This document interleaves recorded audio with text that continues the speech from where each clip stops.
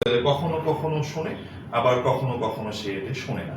তাহলে সে সে যেহেতু মাঝে মাঝে শোনে, তার মানে আমাদের একটা জিনিস মনে রাখতে হবে যে ডিফ অ্যান্ড ডাফ, মানে কথা বলা এবং কানে না শোনা, এই দুটো জিনিস আপনার বাচ্চাকে প্রথমে আপনি টেস্ট করাবেন। যে এটি আমরা আসবো, যে আমরা পরের চ্যাপ্টারে যখন আমরা ক্লাস করব, আমরা শুধু দেখি যে তার বৈশিষ্ট্যগুলো, একজন অটিজম বাচ্চার মধ্যে কি কি ধরনের অস্বাভাবিকতা বা তার আচরণে কি কি বৈশিষ্ট্য আমরা দেখতে পাই, সেটি যদি আমরা দেখি বা আইডেন্টিফাই করতে পারি, তাহলে সেটি আমরা নোট করে রাখবো যে হ্যাঁ, আমার বাচ্চাটির ভিতর এই, যদি আমরা দেখি যে হ্যাঁ আমাদের বাচ্চাটির ভিতর এই ধরনের অস্বাভাবিকতাগুলো আছে, তাহলে আমি বাচ্চাটির যত দ্রুত সম্ভব, যত দ্রুত যেখানে আমরা দেখি যে এই জিনিসটা আমরা যদি দেখেছি, হাসা এবং সমবয়সী শিশুদের সঙ্গে না মেশা, তাহলে আমরা এই ইয়েটা আমরা এখন দেখলাম যে অটিজম কি, এটা আমরা এখন দেখলাম। এখন যদি আমরা দুটো জিনিস দেখি, সেটা হলো যে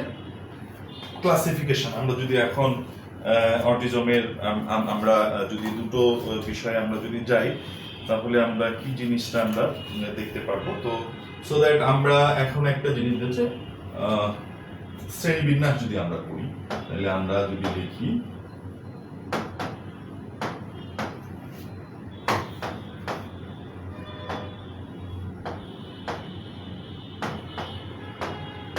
অটিজমের শ্রেণীবিন্যাস, তার মানে আমরা যে বৈশিষ্ট্যগুলো আমরা দেখলাম অটিজমের ক্ষেত্রে, যে আমরা বৈশিষ্ট্যগুলো দেখলাম, যে প্রথমে আমরা দেখলাম যে আসলে অটিজম কি।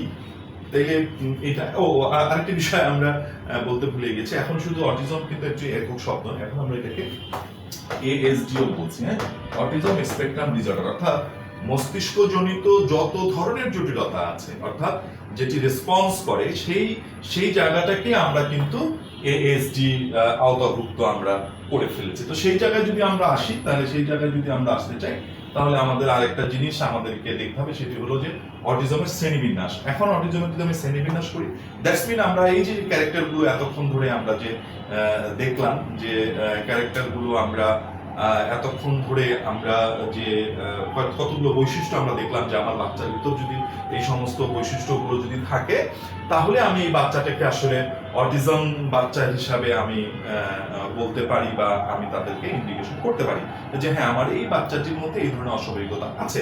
তাহলে আমরা সেই অনুপাতে, যে কোনো বাচ্চাটি সামাজিকরণে ইয়ে হচ্ছে না, কোনো বাচ্চাটি এককভাবে যাচ্ছে, কোনোটি আবার খুব উত্তেজিত হচ্ছে বা মেজাজ খারাপ করছে, বা হাইপার যেটাকে আমরা বলি, অতি চঞ্চল হয়ে যাচ্ছে, আবার কেউ অস্বাভাবিক আচরণ করে, যে একই কাজ রিপিটেড বিহেভিয়ার, এটা বলতে আমরা বিহেভিয়ারের ক্ষেত্রে আমরা যখন বলবো, তখন আমরা সেটাকে ভাগ করবো। তো সেই বৈশিষ্ট্যগুলো ধরে আমরা অটিজমের একটি শ্রেণীবিন্যাস করতে পারি। এক নাম্বার আমরা যদি বলি, তাহলে অটিজমের শ্রেণীবিন্যাসে এক নম্বর হচ্ছে ক্লাসিক্যাল অটিজম। ক্লাসিক্যাল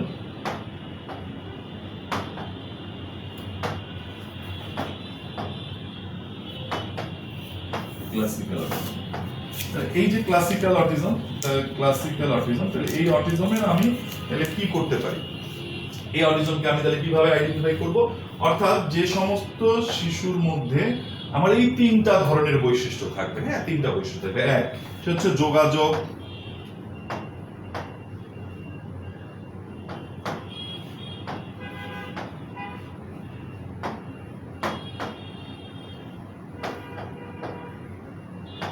না পারে। তার মানে কি হলো, যে আমি যদি এটা ইয়ে করি, তাহলে আমার সে কি করবে, প্রথম হচ্ছে সে যোগাযোগ করতে না পারা। তো সে যদি কোনো যোগাযোগ করতে না পারে, তারপরে দুই নাম্বার আমরা যে তিনটি বৈশিষ্ট্য পাবো, সেটি হচ্ছে যে সামাজিকরণে, অর্থাৎ সামাজিকরণে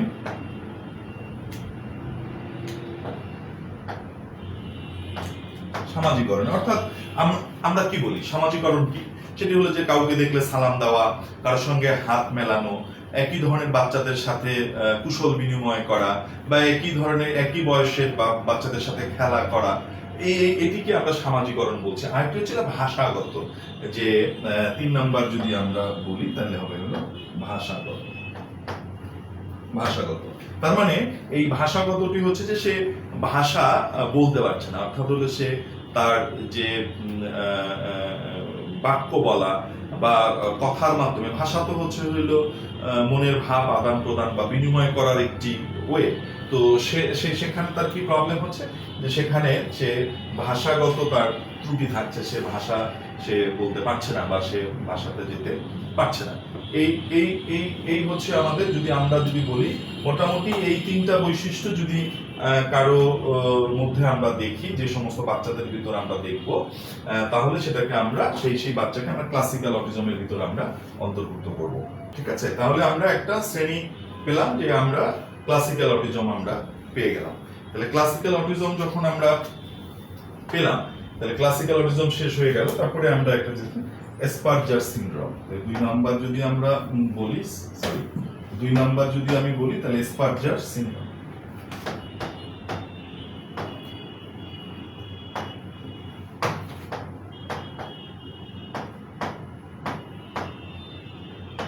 এসপারজার সিনড্রোম। এখন এই এসপারজার সিনড্রোমটা আমি কিভাবে, তাহলে তার ক্যারেক্টারস গুলো কি হবে, বা আমরা তাদেরকে কিভাবে এটাকে আইডেন্টিফাই করব, তাহলে সেটা যদি আমরা যাই, তাহলে আমাদের এসপারজার সিনড্রোম যদি হয়, তাহলে এদের সবচেয়ে দুটো বিষয়, সেটা হলো যে ভাষার বিকাশ, এরা যদি আমরা বলি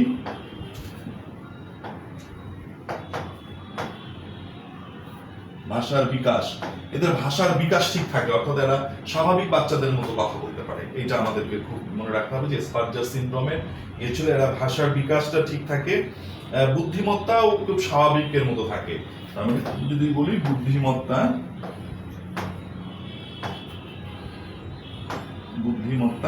এই বুদ্ধিমত্তাও তাদের কিন্তু স্বাভাবিক বাচ্চাদের যে বুদ্ধিমত্তা, সেই বুদ্ধিমত্তার ভিতর থাকে, কিংবা স্বাভাবিকের তুলনায়। এবং অনেক সময় দেখা যায় যে তার বুদ্ধাঙ্ক, তার যে বয়স, মানে আমরা যদি সেভাবে দেখি যে তার যে বয়স, বা আপনারা যারা দেখবেন যে বাচ্চাদেরকে এরকম করে, যে তার যে বয়স, সেই বয়স অনুসারেই দেখা যাবে যে তার চেয়েও বেশি বুদ্ধাঙ্ক তার রয়েছে। এবং আরেকটি হচ্ছে যে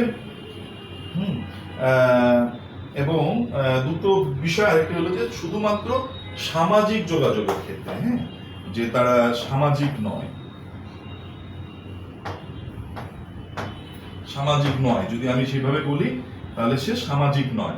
অর্থাৎ হলো যে তার ভাষার, আমরা যদি এসপারজার সিনড্রোমে এই বাচ্চাটিকে দেখলে, আপনি যদি প্রথম অবস্থায় দেখেন একটি বাচ্চাকে, তো দেখবেন যে হ্যাঁ, সে স্বাভাবিক কথা বলছে, তার বুদ্ধিও আছে, সে সকল ঠিক করছে, কিন্তু আপনি অস্বাভাবিকতা কখন দেখবেন, তাহলে এই বাচ্চাটিকে অস্বাভাবিকতা তখনই দেখবেন যখন দেখবেন যে এই বাচ্চাটিকে আপনি যখন হ্যান্ডশেক করতে চাচ্ছেন, সে হ্যান্ডশেক করছে না, বা তার সঙ্গে আপনি কমিউনিকেট করতে চাচ্ছেন যে বাবা আসো, বা আমরা অনেক সময় বাচ্চাকে নিয়ে কি বলি, যে বাবা আসো তো দেখি একটু কোলে নিয়ে, তুমি কেমন আছো, তখন সে রিয়্যাক্ট করে, সে হয় মাথা নিচু করে, অথবা সে আর কথা বলে না, সে দূরে সরে যায়। এই সামাজিককরণটা তার থাকে। আরেকটি বিষয় হচ্ছে সে কোনো রকমের তার জায়গায় যদি আমরা লিখি যে খুব পরিপাটি, এটাকে আমরা যদি এক কথায় বলি, তাহলে সে হচ্ছে পরিপাটি।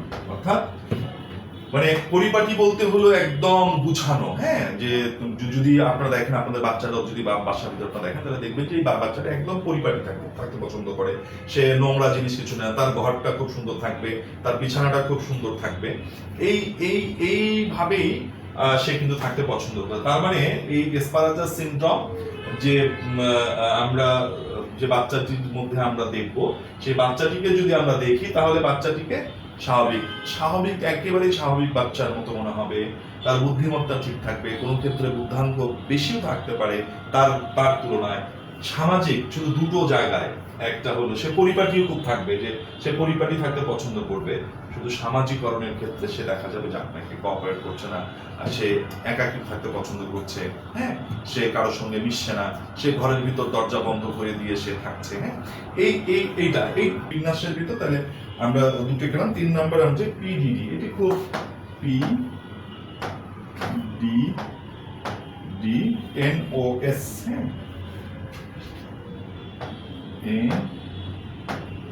NOS।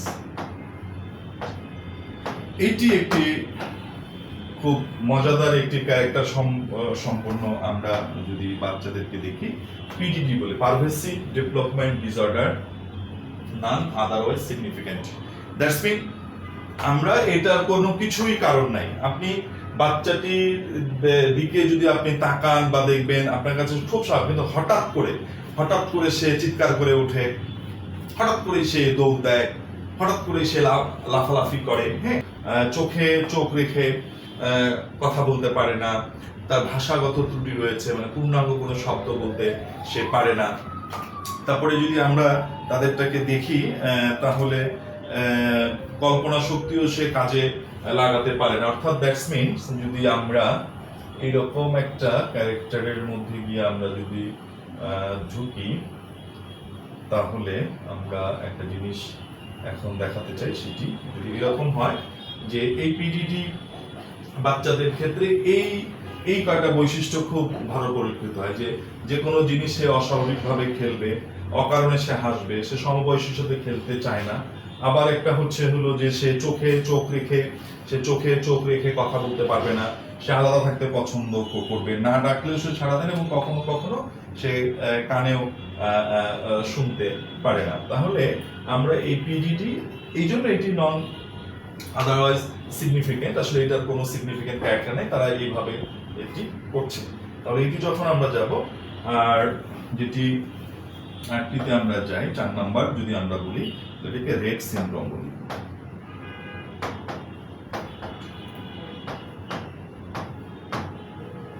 রেট সিনড্রোম, এই সিনড্রোমের বাচ্চাদের কি হয়? এই সিনড্রোমের বাচ্চাদের মস্তিষ্ক এবং স্নায়ু গঠিত যে বিষয়, সেটি স্বাভাবিকভাবেই বেড়ে উঠতে পারে, কিন্তু যে প্রবলেমটি হয় যে 6 থেকে 18 মাস বয়স পর্যন্ত আপনার বাচ্চাটির ভিতর কোনো ধরনের অস্বাভাবিকতা আপনি দেখতে পাচ্ছেন না, আপনার বাচ্চাটি স্বাভাবিক। এরকম আমাদের কাছে অনেক মায়েরাই আসে বা বাচ্চা, এবং অনেক বড় হয়েও বলে যে স্যার আমাদের বাচ্চাটি তো স্বাভাবিক ছিল, তো এই বছর পর্যন্ত, এই বয়স পর্যন্ত তার তো কোনো রকমের সমস্যা ছিল না, সে স্বাভাবিকভাবে সকল কিছু, কিন্তু হঠাৎ করে আমার বাচ্চাটি এরকম হয়েছে। This is the rate syndrome. এই রেট সিনড্রোমটি যে কোনো সময় বাচ্চাদের ক্ষেত্রে আসতে পারে, অর্থাৎ শিশুটি এক সময় কথা বলা বন্ধ করে দিতে পারে। আমাদের কাছে মনে হয় যে সে তো ডাকছে, সে তো কথা বলছে, সে আমাদের সাথে সকল ধরনের আচরণ ঠিক মতো করেছে, কিন্তু স্যার হঠাৎ করে বাচ্চাটি আর কথা বলছে না। তাহলে সেই রকম বন্ধ করে দিতে পারে, বাবা মা ডাকে সাড়া সে নাও দিতে পারে, সামাজিক দক্ষতা এবং নিজের শরীরে অঙ্গের যে সঞ্চালন বিষয় সেটা হারিয়ে ফেলতে পারে। যেমন আমরা বলছি যে সে সকল কিছু স্বাভাবিকভাবেই তার আচরণ, বাচ্চাদের ক্ষেত্রে সকল স্বাভাবিক আচরণ তার মধ্যে রয়েছে, কিন্তু সে আর সেই আগের মতো সেই স্বাভাবিক বিষয়টির মধ্যে সে থাকতে পারছে না। রেট সিনড্রোম বলছি। তবে এই বাচ্চাদের ক্ষেত্রে একটি বিষয় যেটি হচ্ছে যে তার যে প্রিভিয়াস বা পূর্বের যে আচরণ, সেটি ফিরিয়ে নেওয়াটা খুব কষ্টসাধ্য বিষয় হয়ে দাঁড়িয়ে পড়ে আর কি। 5 নম্বরে যেটি আছে সেটি সিসিডি আমরা বলছি। 5 নাম্বার যেটি আছে সেটিকে আমরা বলছি সিডি।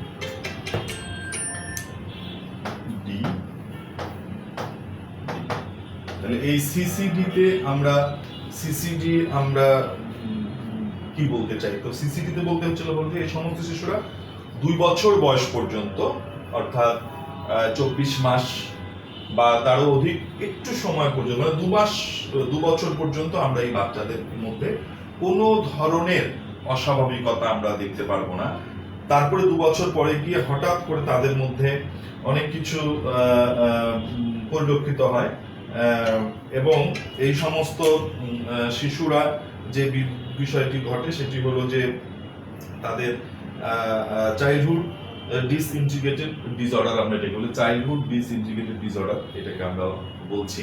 তো সেই বাচ্চাদের আরেকটি বড় যে প্রবলেমটা দেখা যায়, সেটা হলো যে তাদের যে নার্ভাস সিস্টেম বা নিয়ন্ত্রক আমরা বলি, যেমন ধরেন যে কথার কথা আমরা যখন কাজ করি, আমি এখন বলছি যে কলম হাতটি সোজা করো, তাহলে আমার কি হচ্ছে, মস্তিষ্ক থেকে আমি একটা কমান্ড পাঠালাম, কোথায়? হাতকে পাঠালাম যে হাত তুমি সোজা হও, হাতটি সোজা হলো।